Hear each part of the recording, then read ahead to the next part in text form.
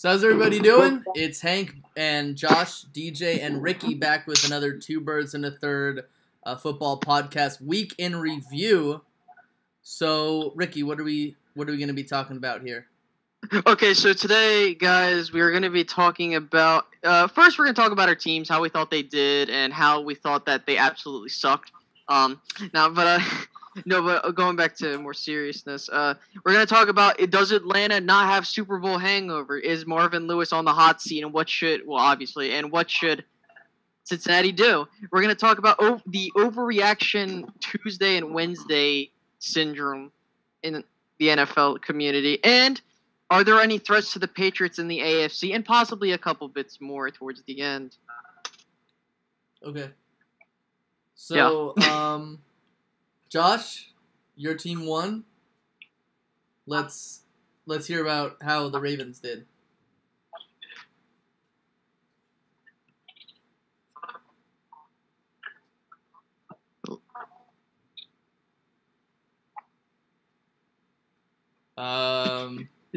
Josh. Josh, are you there?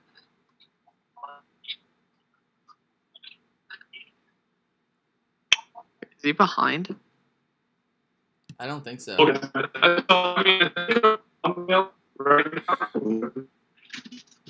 Hey, Josh, can you hear us? Can you guys hear me? Yeah, yes, I can hear you now. Why don't you go ahead and talk about your team? We'll come back to mine. Okay, that's fine. So my team played against the Kansas City Chiefs. I think that everybody in the podcast thought that the Kansas City Chiefs would win and the Eagles would lose. So it wasn't much of a surprise to me. I figured that it would be a close game, and in the end it was a one-possession game. Obviously, the Kansas City Chiefs might be a favorite in the AFC. Also, one of the toughest places to play in the NFL, Arrowhead Stadium. It was Andy Reid versus Doug Peterson. It was the teacher versus the mentor. And honestly, I like the way the defense played for 3.5 quarters. They definitely did the job of holding the Chiefs, holding Hunt to under 100 yards rushing, I believe, in total. I think he only had around 10 yards before his 45 or 50 yard carry. Otherwise, Carson Wentz played decently. The offensive line, Isaac Seumalo is garbage. He makes Demetrius Bell, if any Eagles fans know who Demetrius Bell is. I would like to forget who Demetrius Bell is, but Isaac Seumalo, he's not starting. Chance Warmack is making his first start at guard, I think left guard, or I think left guard. But otherwise, Wentz played decently. Alshon Jeffrey had his first receiving touchdown. The GOAT, Nelson Aguilar, had a touchdown. This team was down, I think, 13-27. Wentz led them back to a 27-20 game. Was basically a Hail Mary away from tying the game or possibly winning it with a 2-point conversion. Again, turnovers killed this team. Tootsie Sproles fumbled the ball, gave the Chiefs a field goal, and our new kicker missed a field goal, a 30-yard field goal, I believe.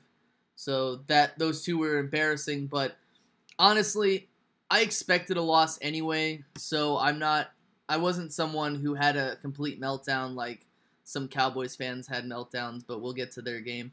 But otherwise, I'm looking forward to our Week 3 game against the Giants. I think that'll be a better test to seeing how good or bad the Philadelphia Eagles are. So, again, this was a loss that I expected, but also a good game to watch anyway. I thought you guys played really well. Can you guys hear us now? Sorry about that little technical down there. But, I thought you guys played really well against a tough team. That wasn't easy, and you guys were, going against a good team. So I think you can't take a moral victory in football. That's what a lot of people say. Mm-hmm. But you can take away a lot of good learning opportunities from this game, and you have some good things that you can improve on and make great. So I like the Eagles this year. I see them as a playoff team this year. The only issue I have is we still aren't running the football consistently. Doug Peterson it falls from the Andy Reid apple tree, and we need to run the football. Like, the thing is, like, yes, our running game isn't very strong, but you should still keep with the running game if it's a close game, you know? You know who has the third most rushing yards in the league right now and has won 2 games in a row? The Ravens. The Ravens. and I didn't even know. I just guessed. I think you guys have a good enough defense, and if you can get that running game going, Carson Wentz is basically just a North Dakotan copy of Joe Flacco. I mean, they're both big. He's younger, so he's a little bit more mobile, but they got big arms, you know. And if you get an established running game with that Eagles team, I think you guys could really, really do great. I just don't know who's your. You guys need more of a bell cow running back. I think that's the only thing you're missing. Like I love Tootsie, but he's not. I don't know. He's not a full-time guy. Yeah, he's not an 18 to 20 touches kind of guy. You know, he doesn't get that game. Mm-hmm. All right, moving on. But yeah, I think. Where did I cut out on the Ravens? I'm sorry about that. We didn't hear any of it. Oh, the Ravens, for the first time in franchise history, which isn't the longest franchise ever, but we forced 5 turnovers in back-to-back games. We have a total of 8 interceptions and 2 fumble recoveries on the season. We have just as many turnovers as we have allowed points. And I know a lot of people are going to say things like, "Oh, it was the Bengals and it was the Browns," but remember, the Bengals and the Browns also just played 2 teams that everyone keeps saying are going to be in the playoffs, or 3 teams, sorry. Everyone says the Texans have the best defense in the NFL. Everyone says Pittsburgh's going to be in the playoffs, and now everyone's saying the Ravens have one of the best defenses. So you're really going to punish those teams because they went up against 3 really good teams to start the season. So I think the Ravens defense is for real. I think the Browns are going to do well in their next game because they play the Colts, and I see them winning that. And also, along with the Ravens, it was a good rushing attempt. We were able to run the ball again, which is what we need to do because Joe Flacco's getting back into rhythm. He had that one deep try that was his lone interception of the game. If you were watching it, Mike Wallace got completely lost on the play, and I think Flacco expected him to just try to outrun the cornerback and the safety in the middle, but Mike Wallace got lost and got turned around, and the ball ended up getting intercepted. Mm-hmm. Aside from that, solid game, good tight end play, good running attack. Jeremy Maclin scores a touchdown in back-to-back weeks. That's a good thing to see. And the practice squad guy, Alex Collins, who was a 5th-round pick by the Seahawks in 2015, I believe. We brought him up from the practice squad, and he rushed for 8 attempts for 42 yards. So I think he's earned some more snaps, and going forward, I'm excited to see what this Ravens defense and offense can put together. Yeah, I think the Ravens are going to lead in defense this year, definitely. Mm-hmm. They better. Yeah, they better.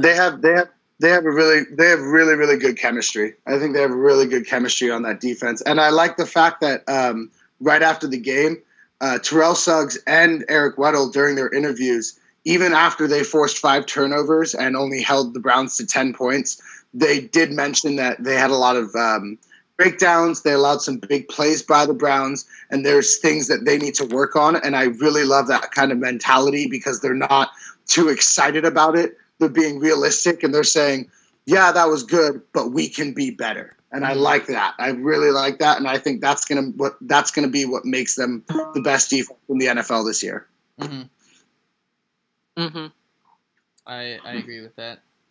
Oh man, it's a good take when nobody on the panel can say, All right. Just keep going. Cool. So, Ricky, do you want to talk about not the Browns, the Dallas Cowboys? The Browns of the NFL. Just kidding, Ricky. I'm just kidding. No, that's fine. Yeah, at least we have a win. But no. But that being said, shots fired. No.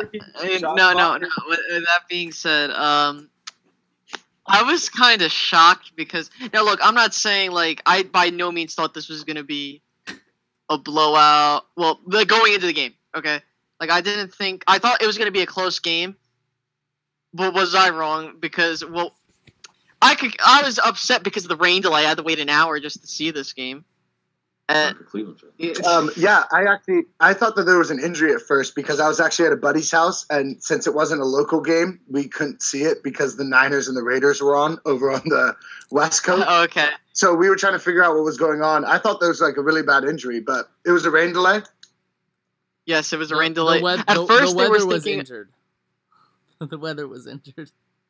Yeah, the weather was injured. Exactly. They had to take an hour. Right. No, but going back to this, all I gotta say is to Cowboys fans and everyone, RELAX, relax. And we'll get into this later in the show when we talk about overreaction syndrome in the NFL community. Look. When I saw this game, all I could tell is that the Cowboys need to go back to the drawing board because they got beat at their own game, plain and simple.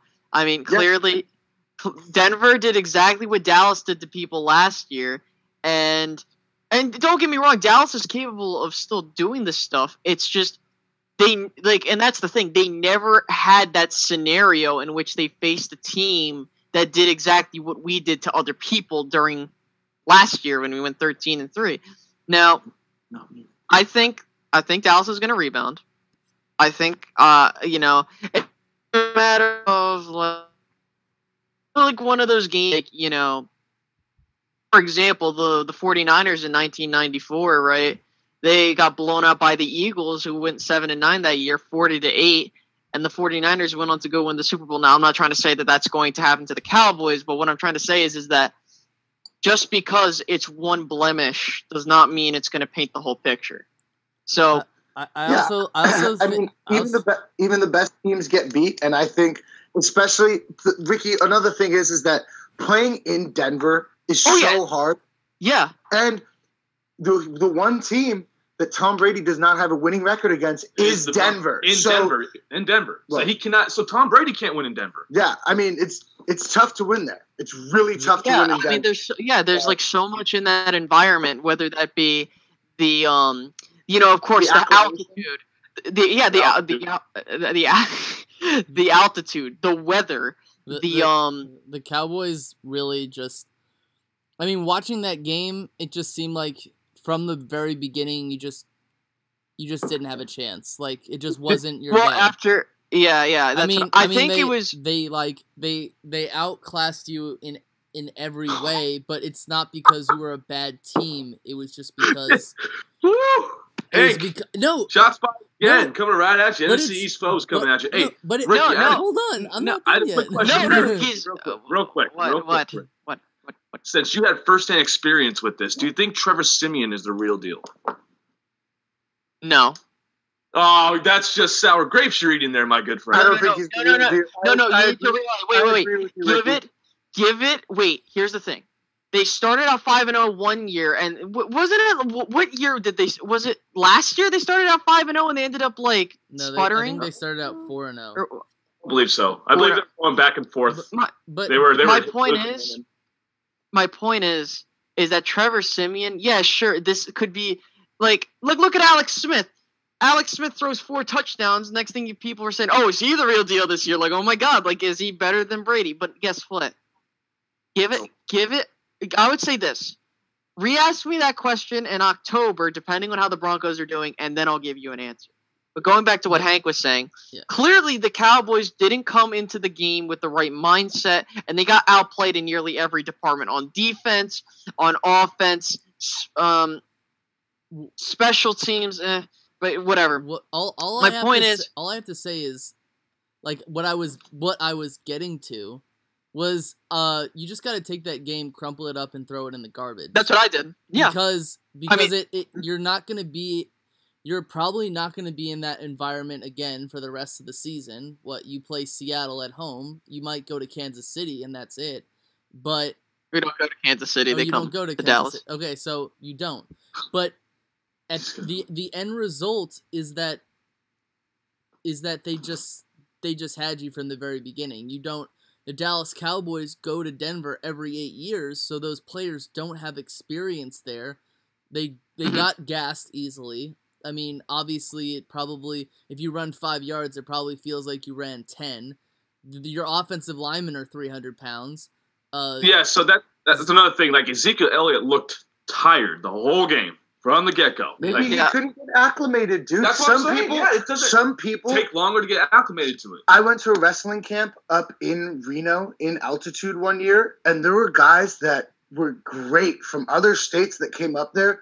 Some people's bodies just, you need such a long time, and honestly, in football, you got 5 days. They're probably not even traveling up there that soon before, but there was one guy, it was a 2-week camp. It took him almost the entire first week to actually be able to work out with people. And how about don't know, dude. And how about the cornerback from the Pittsburgh Steelers who has sickle cell anemia? He came and played because sickle cell restricts the hemoglobin flow in your blood vessels, in your red blood cells, and when you have partial sickle cell anemia, it means you can't carry enough oxygen to your body in an altitude because you're not used to it. So I just want to finish up so we can move on and get to the Cleveland Browns. But anywho, so just to recap, look, like I said, if you're asking me, is Trevor Siemian the real deal? I can't answer that question. Like, I can't say, what is it? Like, for all you know, like, the Steelers start out 2-0, they get into collapsing and going 7-9. Like, I don't know. Like it's anybody's guess. But look, the Cowboys, this is, like you said, Josh, this is the first time in 8 years they played in Denver, and clearly with a young core, they weren't well equipped for this weather, and the weather and the altitude and whatnot. So this is the end result. And so with that being said, just take this with a grain of salt. They're going to go play in Arizona, and I think they're going to be more fired up than ever. I think so too. I think you guys are playing Arizona next, right? Yep. Yeah. Chalk it up. Monday night. Chalk it up as a win. I think you guys. You guys got that. No one's guaranteed. We got to just go into this full speed. All right, let's go on to the Cleveland Browns. I mean the Baltimore. Not playing. Go ahead, Deej. I want to start out this segment here with a quote from Joe Thomas.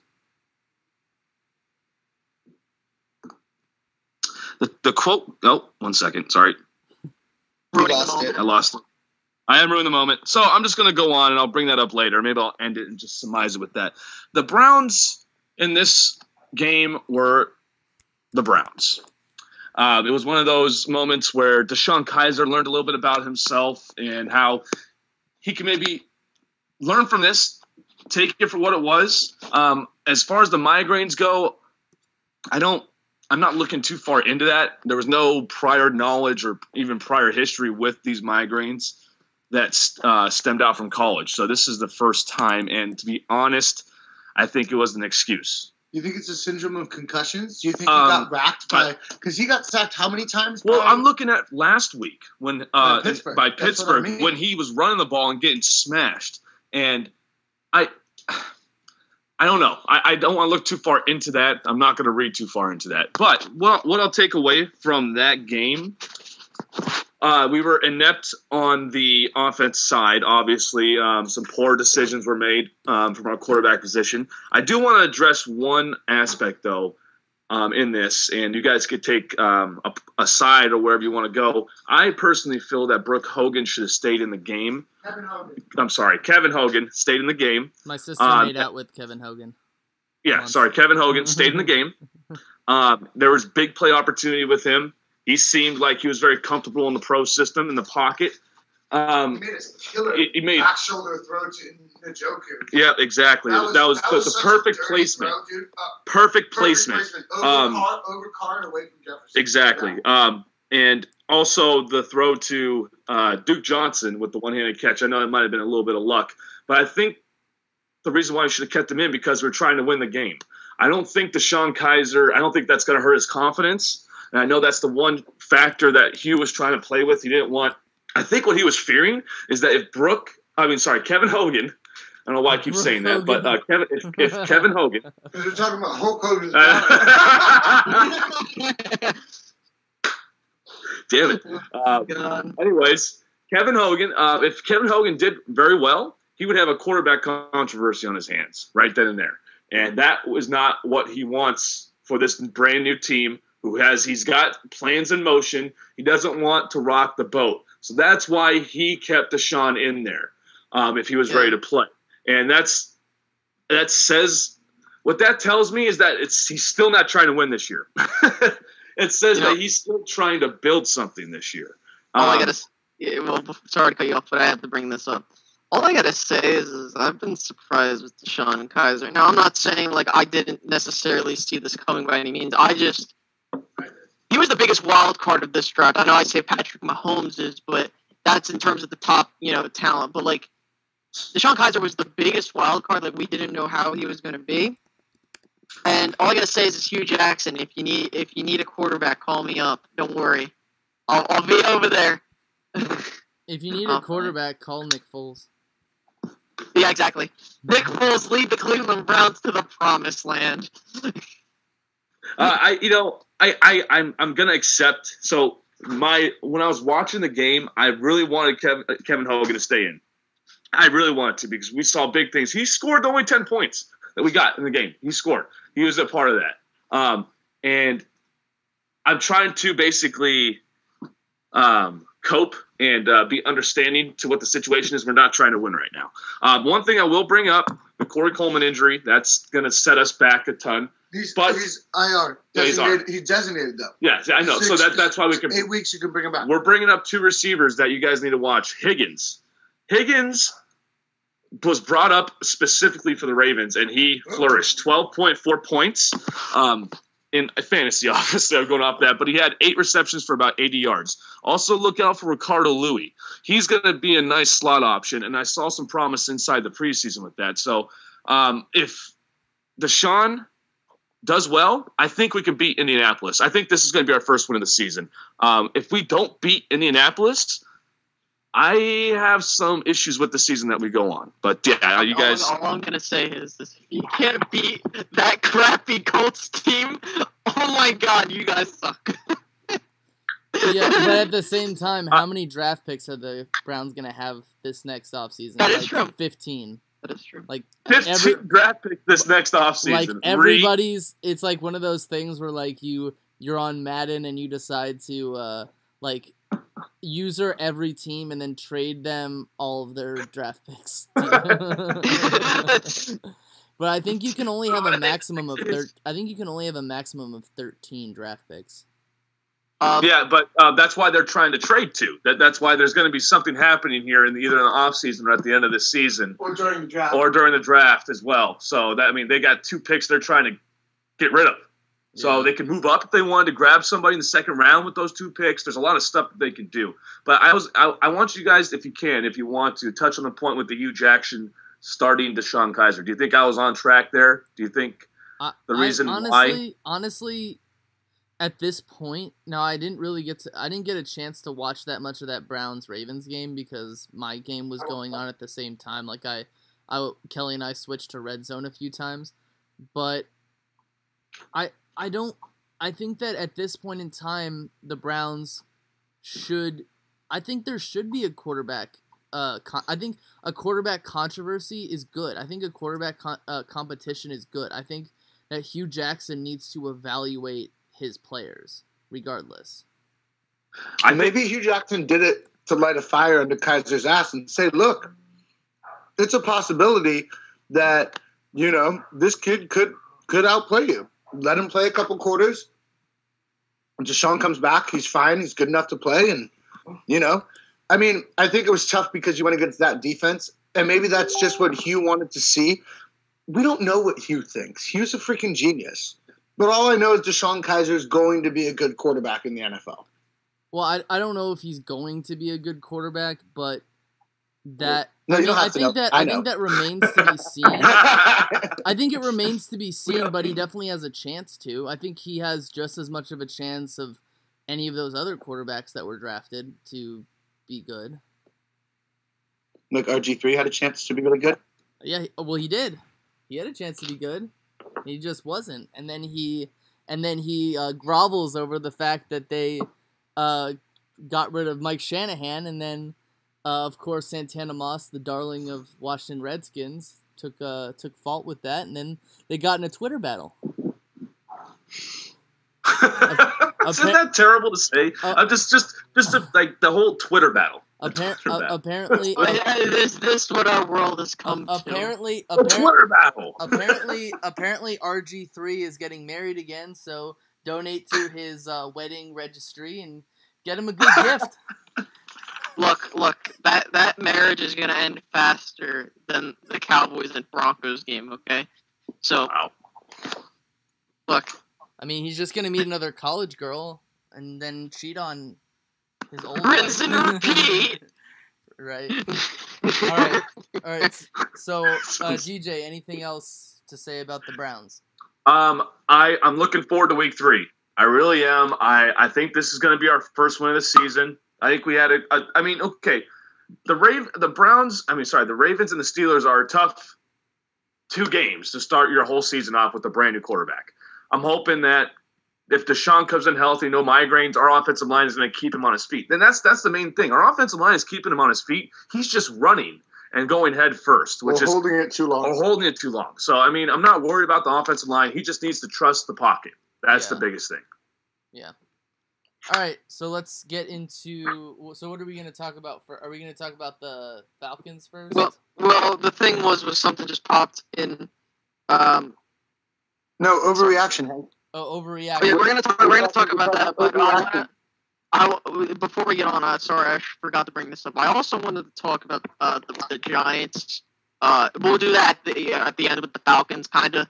But okay. So me and Hank were talking after I believe it was Sunday night, and we were talking about like all of like the overreactions where people have, like for example, and I didn't talk to him about this, but here's a good example. So you have people on, and I understand to take this with a grain of salt because it's, hold up, give me 1 second, guys. Well, I'll go ahead and talk about overreactions. Like after the game, I venture to message boards a lot.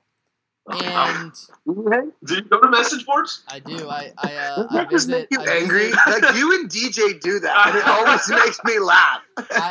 I go there, and like the thing was like after the game, it was like yes, like I understand that I understand that the team lost, and I understand that the running game was garbage, but the biggest thing is like I'm thinking like it's week 2.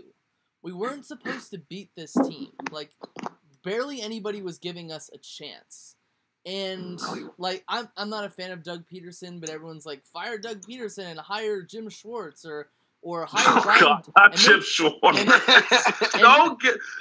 power is not in the Schwartz in this situation, okay? And make Brian Dawkins the defensive coordinator. And Carson Wentz is 8-10 in his last 18 games. Bench him for Nick Foles. And I'm just sitting there like, dude, I'm the biggest Nick Foles homer on this planet, besides probably Nick Foles' parents and his wife. But, like, I'm not even saying that. I've even come out and said that Nick Foles being the starting quarterback at this point in time, like, replacing Carson, that'd be, like, the worst thing for the team. It wouldn't make sense. No, Carson Wentz is great, and people are going to say what they want to say, but also, Hank, you have to realize on those message boards, you don't have people who actually rationalize like trolls. I go back and it's like, okay, you looked up what their winning stat was in the last 18 games. Did you look up who they were playing against? like things like that come into play, and people never give a team credit for that. Like like I was mentioning earlier, everyone's like, well, the Ravens beat the Bengals and the Browns. They're both 0-2. Yeah, but the Bengals and the Browns had to play the Ravens, the Texans, and the Pittsburgh Steelers, all looking like playoff teams this year. Like, I don't know about the Steelers. I know they're 2-0. I just think they're going to break down somewhere. Big injury is going to come up with them. But, Hank, I believe that your Eagles' defense is going to save you in a lot of your games this year. I know. I agree. I just – I agree. I agree with the whole thing. Hey, Ricky. Sorry about that. No worries. I agree with the whole standpoint of this team needs to run the ball better, which that's completely understandable in the sense of you need to run the ball in order to win football games. I mean, we talk about it all the time. But alrighty, but yeah, like sorry, go on. It's such an overreaction. It isn't even funny. But yeah, Ricky, go on to. Okay, my apologies. So as I was saying before, I had to fix my mic, and then it kicked me out. Thanks, technology. But what I was saying was people always have overreactions, especially Mondays, or it depends, Mondays, but normally it's Tuesday because all the games are played. So, like, for example, when the Patriots lost to the Chiefs in blowout fashion, everybody was saying, Tom Brady's done. They're not going to win anymore. Then they rebound with a blowout win over the Saints. Yeah, I mean, Overreaction. Yeah, overreaction. Everyone's like, look, Brady's back to being Brady. No, Brady just played the historically bad defense of the Saints that every year find a way to be even worse than they were before. They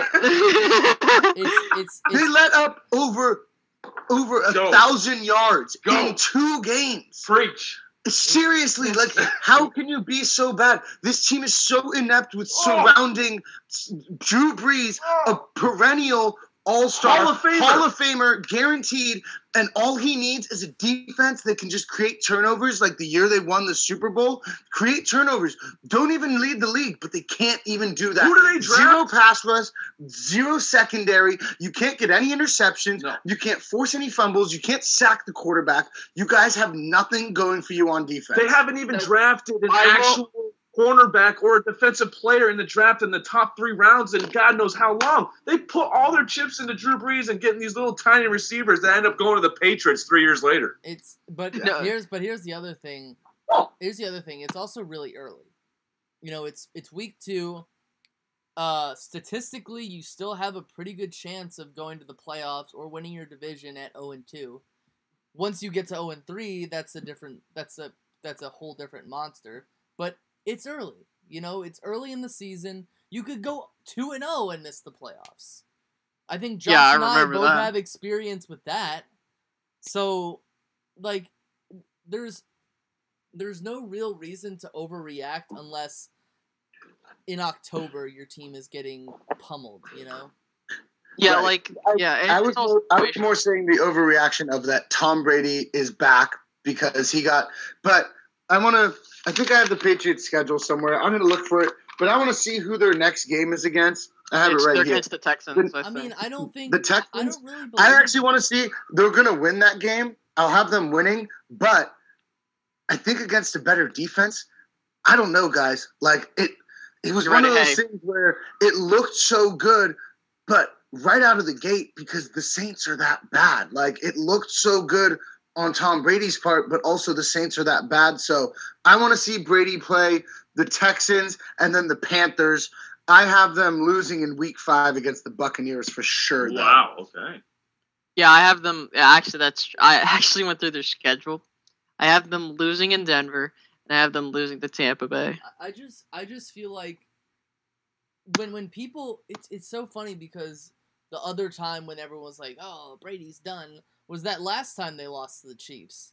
And what did he do? He won the Super Bowl. They went on to win the Super Bowl, and they went like 12-4. So I just told you, I think he's going to beat the Texans and beat the Panthers. No, but I don't think that the Patriots are going to be the same Patriots that just beat the Saints. That's what I'm trying to say. Is I think that's the overreaction. Is that they're back to being the most prolific offense in the NFL? I don't think so. I think that they're going to win the next 2 weeks, but once you put them up against a complete team like the Buccaneers, I think they're going to lose. I mean, we'll see. Yeah. Anything's possible. All right, so what do we want to do? Want to talk about the Falcons? Hold up 1 second. I just want to. You mean the Falcons that are going to beat the Patriots in Week 7? Ooh. What do you guys want to do? You want to talk about the Falcons, then we'll get to Marvin Lewis, and then the Giants last, and then picks? That's okay. I'm down with that. Okay, okay. So let's go ahead and go straight into the Falcons. So the Falcons have started off 2-0, and what's interesting is that the first week, a lot of people were skeptical because they're like, "Ooh, they almost lost to the Bears." Like, I mean, the Bears were literally like a dropped pass away from losing. Or the Bears were a drop pass away from winning. And so you end up getting out of week 1. Then on Sunday Night Football, rematch of the NFC Championship game, it's the same script. They not annihilate, but they just beat Green Bay outright, 34-23 for the most part. To be fair, the Packers scored 13 points in the fourth quarter. So, I mean, I'm not trying to take anything away from the Packers, but sorry, I got a notification. The point I'm trying to make is do you think the Falcons, is the Super Bowl hangover there? Do you think we got to wait? What do you think? It doesn't look like it is, but again, it's too early to tell. It's too early to tell with most teams. I mean, they've handled both their games well. I mean, you go into a tough place to play, Soldier Field, and then you come home for the opening of your stadium, and you know that you just laid the wood to a contender like the Packers. So yeah, and I think the biggest thing that the Falcons have done is they did what I think the Saints have always lacked, and they made sure to focus on that defense as well because they're getting attacked. Okay, yeah, I was about to. Yeah, no, go ahead. But I totally agree. I think I know where Josh is going. But so I'm not going to really discuss it. But I do like – I'm not going to talk about the defense because he is going to. But I do like the fact that, you know, they retain most of their players, most of the players that did a lot of good things for them last year. And they also, you know, are still sticking with the running game and, you know, they trust Matt Ryan as their quarterback.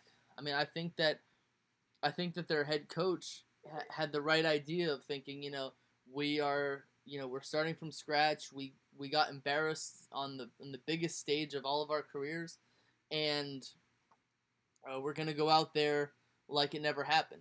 You know, we're gonna learn from it, but we're also going to take these lessons with us, and we're not going to sit down like we did in the Super Bowl. Mm-hmm. Yeah.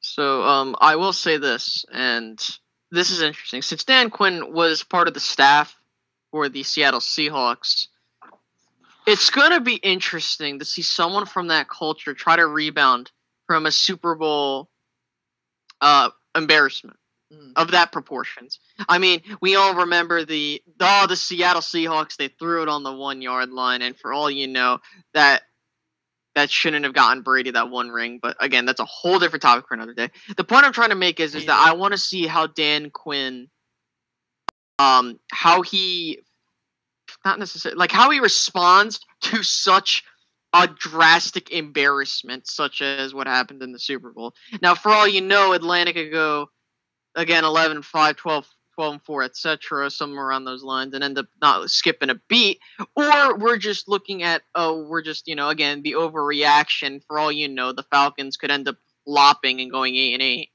Yeah, I mean, you never know, but I mean, if it is the case that they do better than the Buccaneers, then, you know, I'll be more than happy to eat whatever I spit out, you know. Yeah, exactly. I wonder were they? Are you guys there? They're probably dead. No, I think. No, we're here. We're here. Sorry, the dogs went crazy for no reason, and we literally had to go check the hall because they were just barking at something. So no worries. Discuss the defense of the Falcons.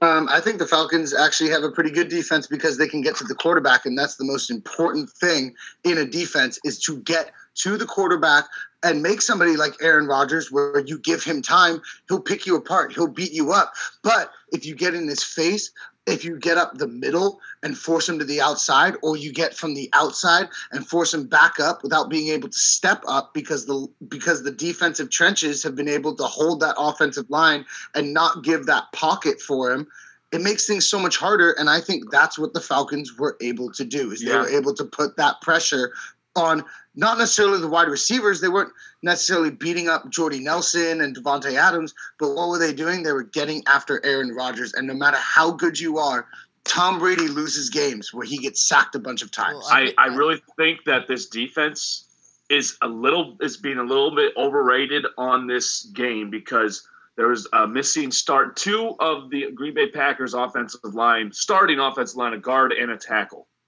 gone in this game. Also, another thing that happened in this game, they lost Vic Beasley as well. That's their pass rusher. That's their young gun. That's their cat that's going to come in and blow stuff. Anybody have an update on the injury, by the way? Is he out for the season? I didn't even get that update. I do not know. I don't think he is, because I think I would have gotten that update. But Aaron Rodgers, he really excels at the short passing game, which is the staple of the Aaron Rodgers offense. The thing that Ben... give me your candy and go in your van with your nondiscreet trench coat tries to do with Eli Manning. Aaron Rodgers is really good at the short pass. He'll if you tried to blitz him, he'll burn you. You know what I'm saying? If you rush 4, he'll burn you. And it seemed like the Falcons were able to take away that short passing game and force Aaron Rodgers to into third down situations a lot. Third and longs.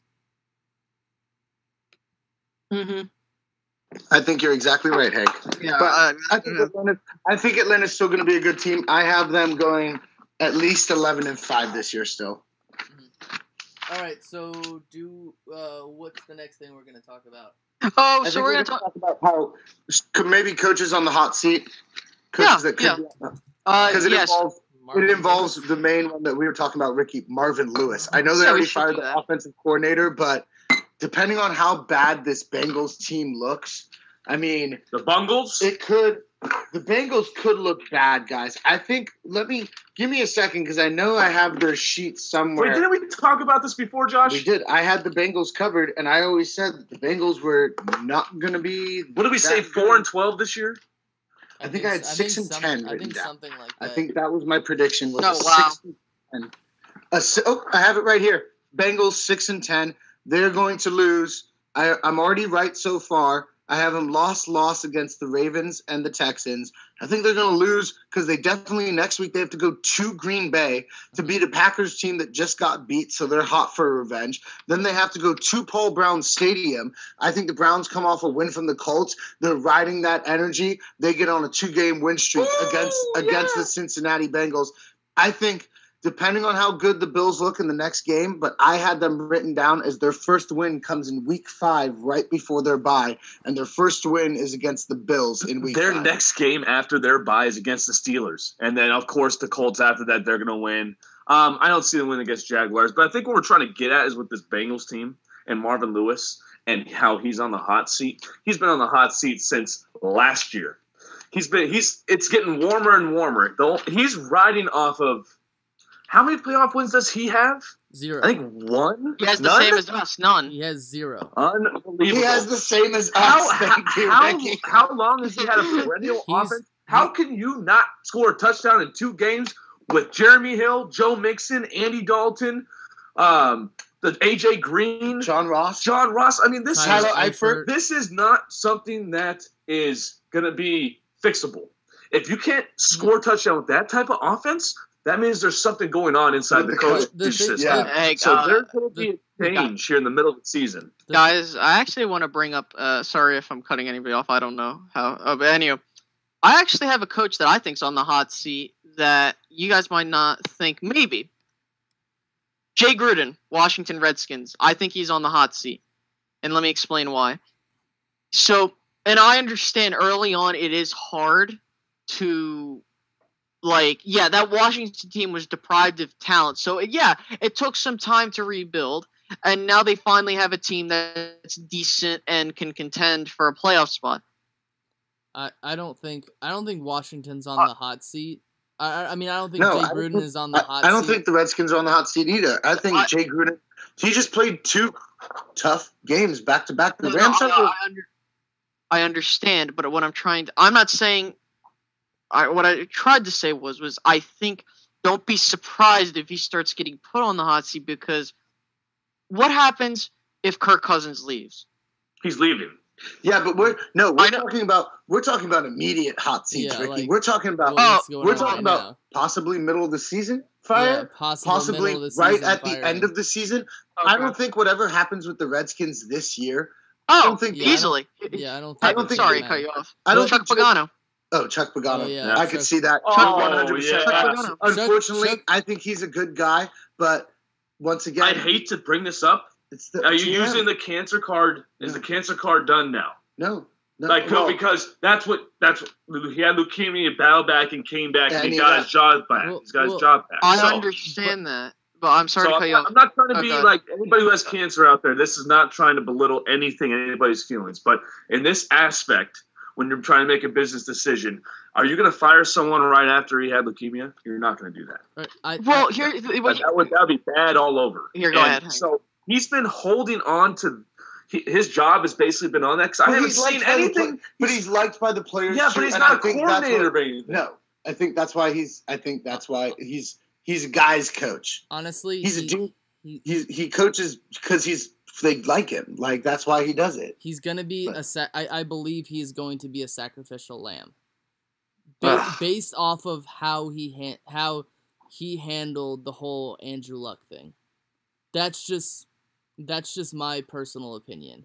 I mean, you're in the situation. Hank, you're gonna have to get a little bit more detailed. What part of the Andrew Luck thing? Because there's so many things that were handled wrong. That's a whole segment since he came here. His injury. That's legit. His injury situation, because what should have happened was one of those seasons. He's obviously still got that injury that he's had since last year.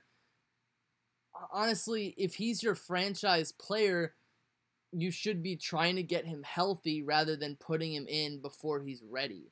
The other situation is the fact that the Colts are coming off of 2 7-9 seasons. Yes, they went to the playoffs 2012, 2013, and 2014. But unlike with Sean Payton, Chuck Pagano never won a Super Bowl. So I mean, that's why Sean Payton is still the head coach of the Saints. But I just feel like I feel like Jim Irsay is going to try to find someone else who's better. I mean, they got a new general manager in there because they got rid of the old guy. I just think that Chuck Pagano is going to end up being the sacrificial lamb, and I think he's going to be the odd man out. So I want to bring this up. I want to bring this up because this is a huge point. Okay. I understand Andrew Luck's hurt this year. I believe he was hurt the previous year, correct? Am I correct in that? Yeah, and 2016. Okay.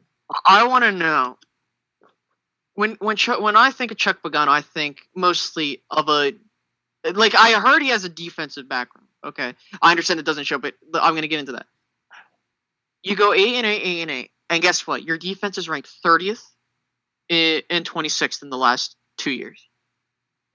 You're telling me. And I understand, look, I completely respect this guy for coming back, going through everything he's been through. But I'm sorry.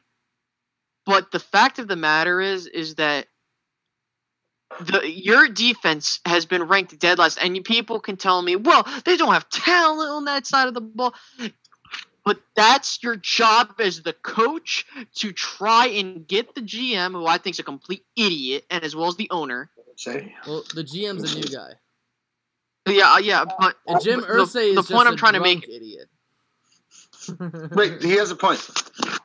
Yeah, the thing I'm trying to say is that you have a franchise guy that you like. It is a godsend, the successor to Peyton Manning, because for say if Peyton Manning retired right then and there, probably, and they didn't say hypothetically they didn't take Andrew Luck. The Colts would be the Browns right now. Oh, they are the Browns right now. Whoa! They're no. They'd be the Browns. They have just as many wins as the Browns have.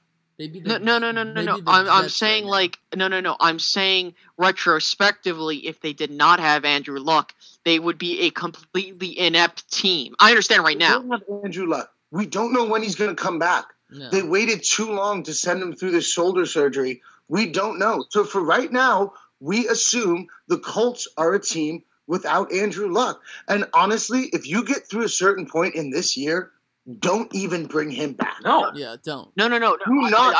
That's what I mean. I'm assuming this year, Hank has it right. You sacrifice Chuck Pagano at the end of the year. You tank because Andrew Luck's hurt, and you're going to be bad. Well, you have less wins than the Browns. No. I want you to think about this. No. They go 11-5 with Andrew Luck. Listen. They go with Andrew Luck. They went 11-5 3 straight years, and then they hit the 8-8 period. The point I'm trying to make is imagine if Andrew Luck was not the quarterback of those teams. Could you imagine how those teams would have been? It would have been like the early '90s Colts when they had exactly. no quarterback. And they were going like 1-15. Yeah. But I wanted to say one more thing about Marvin Lewis before we go on to the next topic. The thing is, I would always give Marvin Lewis the benefit of the doubt because, on those playoff losses at least, because he would go in and he would go into and play a team at like their house, like a team with a better defense. Gosh. No, but hold on. But hold on. You played an away game in the playoffs. But that was tell me how hard it was. But hold on. Talk to the Ravens. Joe Flacco has 10 playoff wins. I think out of those 10, I think literally maybe 3 of them are in Baltimore. No, I know, but that was all until 2013 when they played the lowly 9-7 Chargers in a playoff game and they lost. The thing is that they need new scenery at head coach. He's been there way too long. He's lost really all the assistants that mattered. Gunther at the defensive coordinator, I respect him. I would make him the head coach, honestly. I would promote from within and make that, what's his name? Gunther as their head coach. Because that guy has tenacity. That guy's ready, in my opinion. Now, I have to bring this, and I brought this up I think last week. This Bengals team reminds me of the 2012 Philadelphia Eagles. Andy Reid, long tenured coach. It's just it's now time. Like you reach a point where you reach I'm trying to find the word and it's blanking. Like you reach Jesus Christ, I can't even think of the word. You reach the end. But anyhow, yeah, you reach a point where you got everything you could out of him, and he's not doing anything for you. I just think the difference is that Marvin Lewis will not be offered a job, and Andy Reid was offered a job immediately. You know. Yeah, I do, but I'm not saying like Marvin Lewis is by any means. And Andy Reid, because Andy Reid is a great coach. But the point I'm trying to say is that you reach a point in your tenured career as a head coach, where unless you're Belichick or some other team, head coach, that the team needs you guys got to separate ways. It's for the betterment of the organization. Yeah, and that's what I think.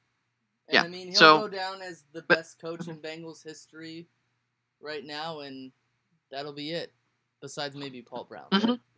So let's go on to what's the next topic gonna be? We're gonna be talking about the New York Giants, and no, we're not talking about if they're overrated or not, because that point is currently being made for me right now. I want to talk about something more important, and that is, and again, I know it's early on in the season. Do you hit the panic button if you're the New York Giants? Not immediately, but you could say immediately, but like looking at the future, do you hit the panic button? No. The future at quarterback, the future at offensive line, the future at Just the future in general. The future at offensive coordinator. I mean, how long can you just rely on Eli being Eli and Odell making insane catches? You need an actual coordinator because it's okay. Fine, double Odell and blitz Eli. Who else is he going to throw to? But if you don't have like a scheme or plan, the Giants are easy to beat if it's just like he's going to throw it to Odell. And you know what's crazy? I want to bring this up. In 2 games already, Cowboys game, they only scored 3 points with an Odell Beckham-less Giants team. And then you scored 10 points against this Lions team. And he was limited. In those 2 games.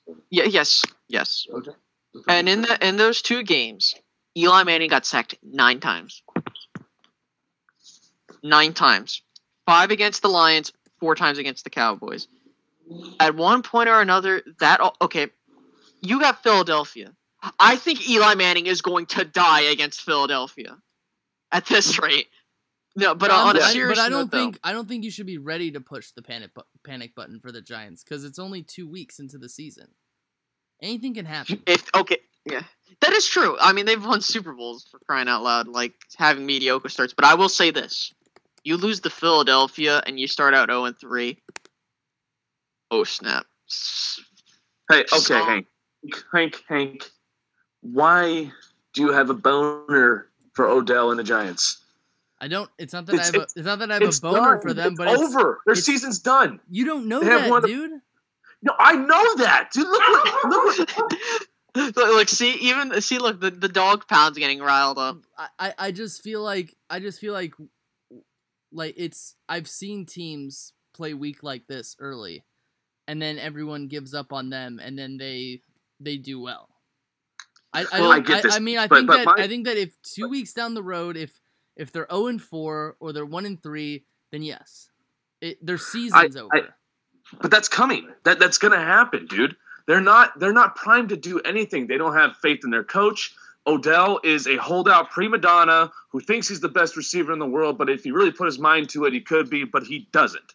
He's not that type of guy. He'd rather make the dime. And that's why I have a problem with him. I don't believe the Giants are going to do better than 6-10 this year. Holy crap. And I know that's I know that's on the radio. I know that. I get that.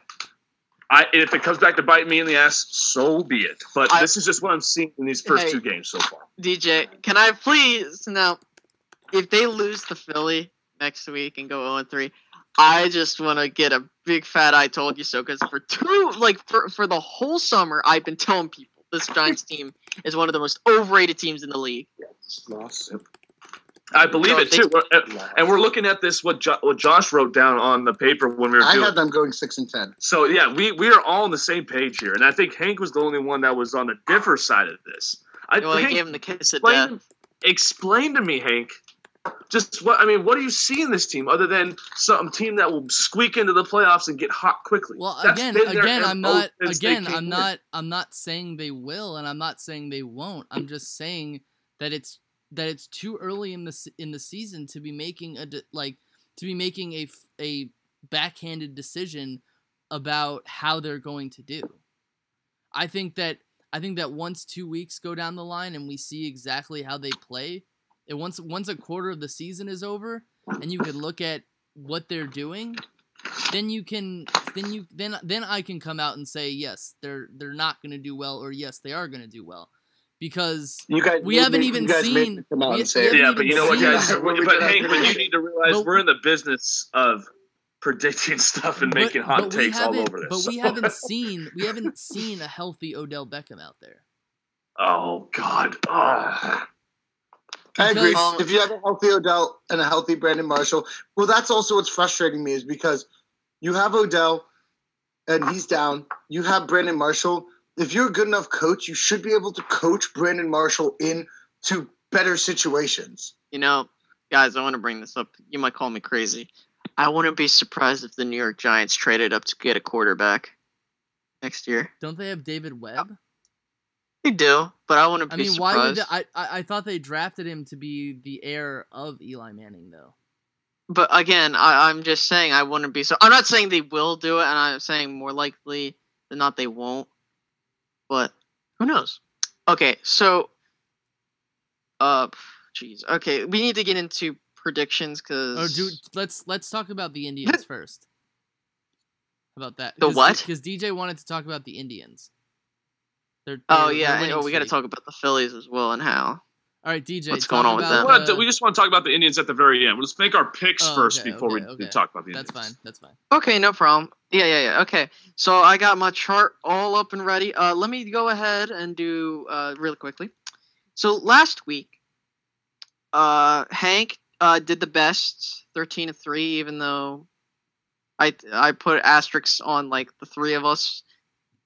Me, DJ, and Josh, because of the Minnesota game, because we didn't know that Sam Bradford wasn't going to play.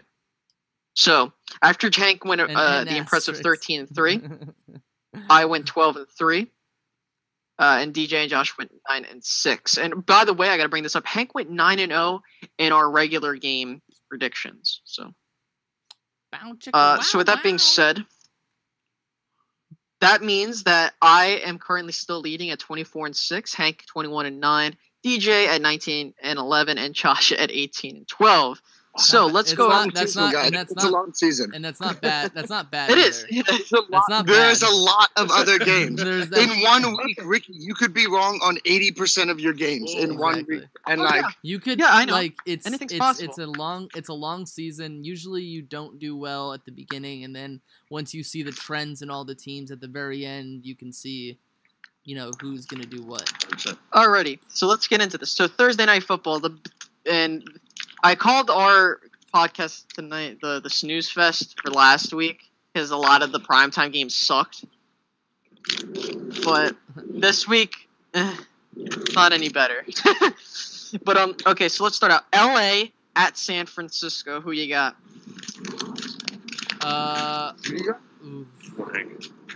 This.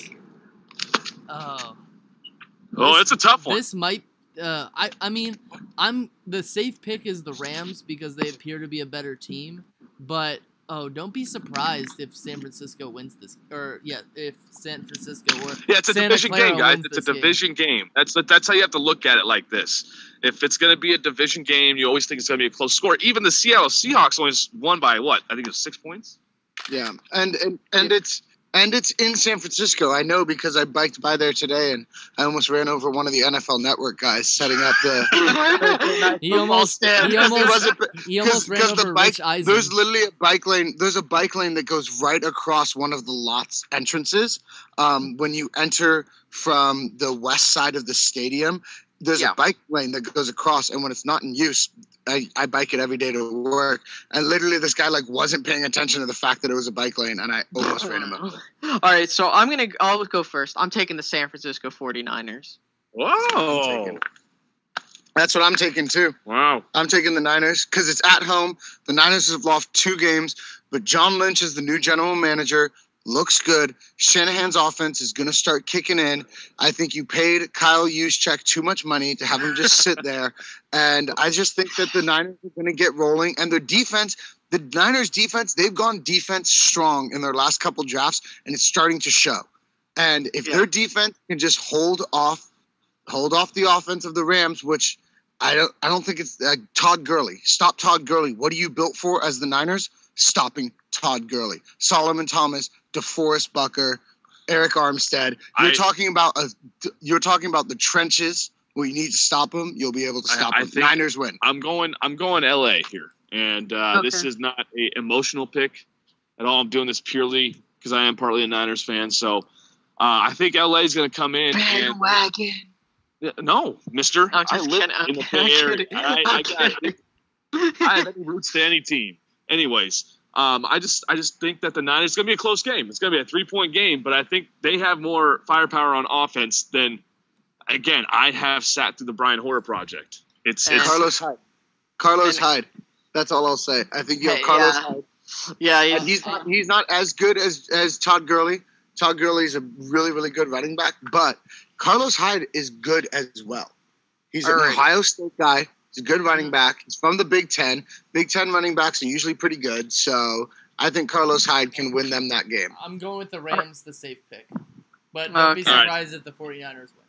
Are we split 2-2 then? Yeah. Yes, me and Josh go with San Fran, and Hank and DJ go with LA. So now these are the rapid fire picks. So I'm just gonna say a matchup and just pick a team. Okay, don't go into any detail. Relatively, Baltimore versus Jacksonville.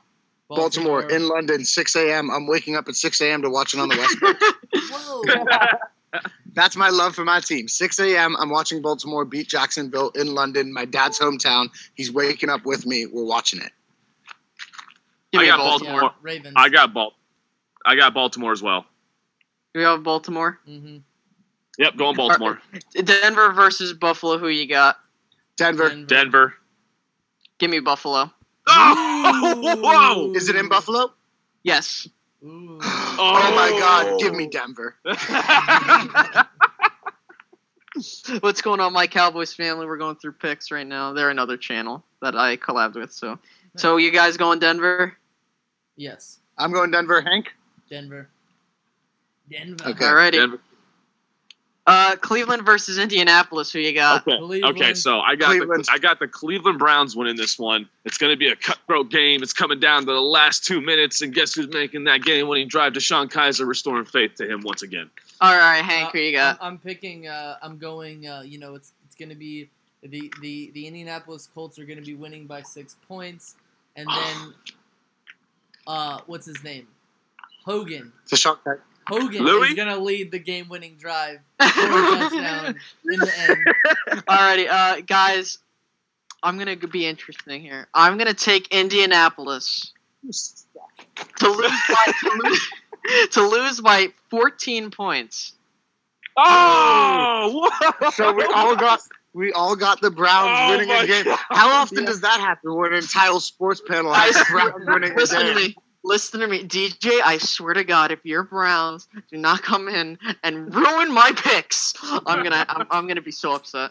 I think that they got this one in the bag. I don't think they ran into two pretty tough defenses right in the beginning against DeShone. So alrighty, let's get through the rest of these. Okay, so Miami versus Jets. Definitely the Jets are gonna lose.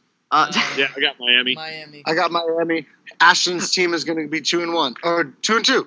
No, 3-0. No, 2-2. Oh. They missed their first game. 2-0. They missed their first game. Anyway, continue. Houston versus New England. Who you got? I got New England. Is it? I got New England. I have New England. It's in New England, by the way. Yeah, New England. Tampa Bay versus Minnesota. Give me Tampa Bay. Give me Tampa. I got Tampa. Is it in Minnesota? Mm-hmm. Ooh. Is Sam Bradford? He's questionable. Yeah, questionable. We don't know how long he'll be out. I'll go with Tampa, but if Sam Bradford plays, put me down for Tampa. But if Sam Bradford plays, it's like another thing with. You're gonna take Minnesota. That's how I was with the Steelers, whatever. Anyway, Pittsburgh versus Chicago. I'm still taking Tampa. Give me Chicago. Oh. Losing. No, seriously. Give me Chicago. It's Pittsburgh. It's Pittsburgh. Chicago. I got Pittsburgh. Pittsburgh at Chicago. Mm-hmm. I'll pick the Bears. Oh man. All right, I got Pittsburgh, guys. Alrighty. Atlanta versus Detroit. This is a hard one. Wait, is it at Detroit? Yes, it's at Detroit. Let me know. Say at the home team, so I know where they're playing. Yeah, that's what I'm trying to do. So I apologize. I'll pick the Falcons. Yeah, give me Atlanta. I'll take the Falcons too. I'll take the Falcons as well. Yeah, ATL. I think Detroit's doing well. That might be a shootout though. Fantasy listeners. Yes, go Matthew Stafford. Marvin Jones, Matthew Stafford, Mohamed Sanu, who's actually out targeted Julio Jones. I'm sorry. Sorry to cut you off. I'm going to skip this game because this is my personal game of the week. Unfortunately, I should be making the games of the week because I think this is a cool, awesome matchup. Okay, New Orleans versus Carolina. I'll take New Orleans. Give me Carolina. Is it in Carolina? Yes. I'm sorry. I'm forgetting to do that. Carolina. The at. Say at. At Carolina. Well, because if you say verse, I assume it's home because that's how most of the things do it. I'm sorry. All right, anywho, Seattle at Tennessee. Tennessee. Oh, wait. Wait, hold up. I think that actually is that actually. No, I think you flipped it. I think it's Tennessee at Seattle. Ooh. Seattle. No. It is It is Seattle at Tennessee. It's just I'm taking Tennessee. I would take Tennessee either way. Yep, Tennessee. The Seattle offense doesn't look like they're able to put anything together right now. Yeah, I'm gonna go with Tennessee. Everyone going with Tennessee, or is Hank? You're going with Seattle? No, Tennessee at home. I thought you said it was Seattle at home. Okay, no, I'm sorry. Okay. So let's go ahead and get into the more in-depth teams. So my game of the week: Giants at Philadelphia. I'm getting Philly. Give me Philly. I've liked Philly since the offseason. I've kept telling Hank I like his team. Give me Philly beating. Since I had such a hot take on the Giants tonight, I have to keep going with that. I'm gonna go Philly. I'm gonna go Eagles, but it's gonna be a close game. Yeah, I'm gonna go with Philly as well. Because of our offensive Is that the first time? Is that the first time you're taking your own team on this pick? Yes. Most likely. Hank's one of those fans that assumes his team is going to lose. And Wes, our Titans fan, Wes at the beginning of every year, Wes is one of those fans that literally says his team is going 16-0 at the beginning of every year. He's like, we're going 16-0, we're winning the Super Bowl. Anyway. All right, KC at the Los Angeles Chargers. I'm going with dang. It's a division game, but I will give it KC. to Kansas City. I'll give it to Kansas City because what's home field advantage when you can't even fill a 25,000 seat stadium? Exactly. Yeah.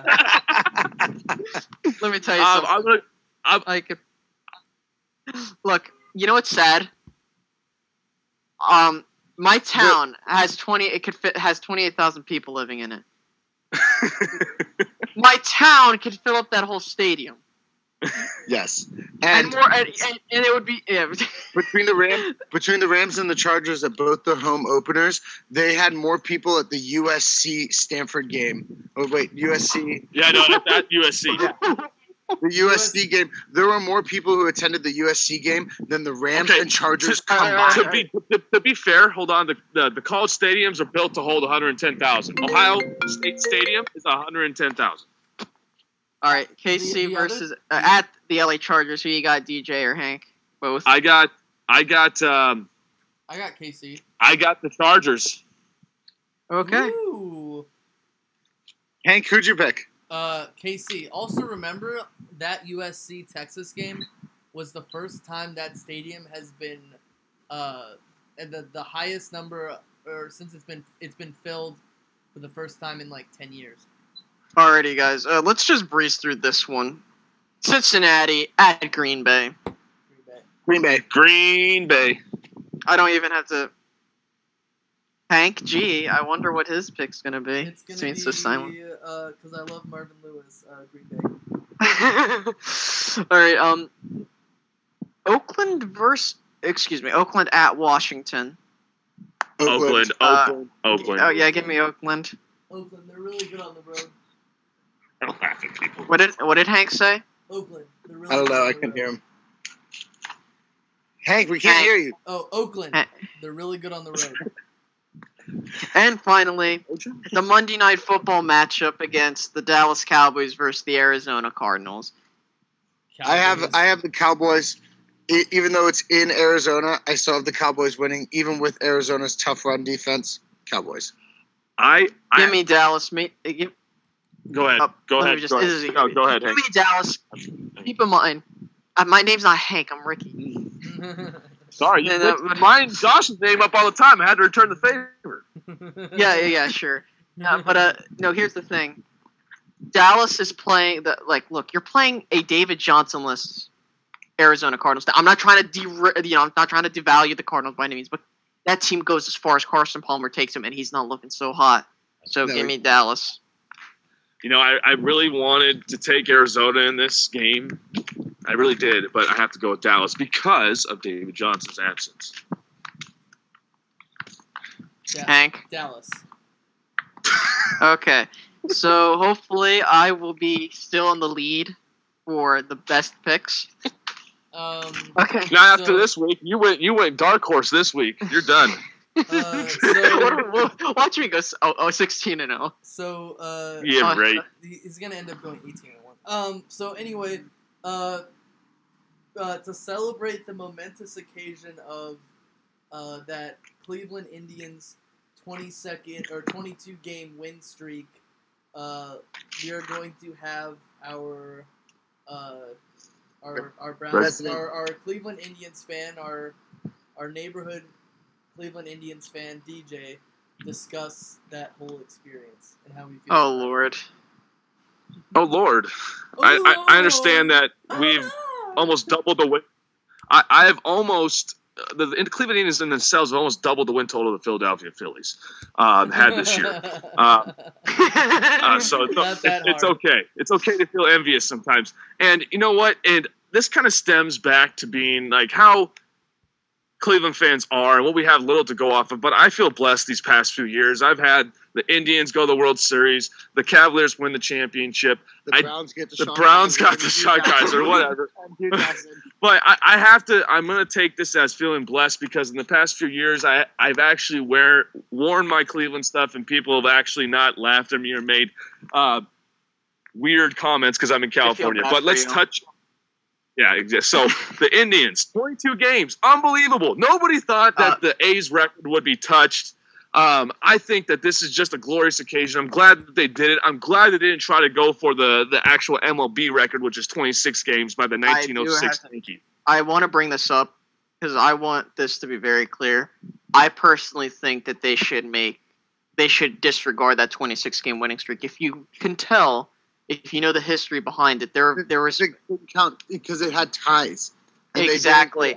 I would recommend that the MLB look at this situation and give the Cleveland Indians the longest winning streak in MLB history. I understand technically they're taught with it because the 1906 team was undefeated, but they didn't win. Exactly. That's the difference. They went 26 games of being undefeated, but they didn't win all those games. And how many games of this 22-game win streak went into extra innings? You got to think about that, too. So, hey, Ricky, I appreciate that, man. That's great. If that happens, awesome. Even better. But I still, as a fan, there was something special, and that's why they made a movie about the 2002, A's that came and won 20 games in a row. There was something special happening there. This is the second year in a row they've won at least 14 games in a row. I think this is the year, and I'm glad that, like I said, I'm glad they didn't try to go for 27 because I don't want them to fizzle out. And if anybody knows about baseball, you go through ups and you go through downs. You have to be hot at the right time. This, I hope, keeps carrying on, but you know what? I think they're, 28-1 in their past 29 games? So I think it's carrying on. They won more games than the Phillies. They won more games in that 22-game winning streak than the Phillies have won in May. I mean, in like September and August or whatever. Exactly, man. So I just wanted, since we're talking about football and football is going to take up most of the time, I still felt that this should be brought up. I'm happy. I'm ecstatic. I'm ready for the postseason. If you have a team in the postseason in baseball, it's one of the best feelings in the world. You hang on every single pitch. That's it. Yeah, and I'll say this, and I feel bad. Honest to God, I'm on the Cleveland Indians bandwagon right now because I want them to win that championship. But I will tell you this: if you guys, unfortunately, and from what I've experienced with the Warriors, it doesn't matter about the records. It only matters is did you win the ring. So hopefully they do. Yeah, no, that's the thing. You know, when we don't have the Cubs with their weird magic coming in and making rain happen in the bottom of the 10th inning or bottom of the 9th inning and delaying it for an hour. Anyways. Fake weather. Fake news. But I want to talk about the Phillies real quick because me and Hank are enjoying a certain rookie that came out of left field. Ironically, he's an outfielder, but he also plays first base. Rhys Hoskins. The only bright spot of the Phillies season. I know, all he does is hit home runs. Yes. This man the Phillies needed that boost. We need someone that can just give us power. And we now got J.P. Crawford. What I love what the Phillies are doing, and they just won tonight, they're mixing and matching. They're trying to see what lineups work best. I'll be honest. Put Rhys Hoskins at first base. He deserves it. Clone Rhys Hoskins. How about that? Yeah, we could do. Exactly, and clone Aaron Nola, so then we have a good bullpen. Exactly. So that we can actually win. I will tell you this, guys. If the Phillies get a decent bullpen, they might be 500 next season, and possibly they can contend for a playoff spot. They might not suck. Let's do that. Yeah, exactly. All I want is 500. So, guys, thanks for letting me talk about the Indians. Yeah, no worries. I think this is a pretty good podcast. Nice job, guys. We'll see what happens with the picks when we come on. But is there anything else you guys want to talk about? I think we're good. No. Are we? I think we're good. We got to everything. Cool. Awesome, guys. Well, we thank you all for listening again. Tune in next week on Wednesday. We'll have something going on. We'll have some topics for you to discuss. And, again, hit us up on Facebook. Let us know what you want to talk about. We're here for you. Yeah, exactly. Follow us on Twitter, Facebook, and subscribe to the channel because we're going to be doing this weekly on Wednesdays. Hopefully make it a, thing possible, some videos here and there. Yeah. So, yeah. All right, guys. Everyone have a good day. All right, sounds good. Signing off here. Two birds and a third. Sign off. All right, catch you guys later. Good night.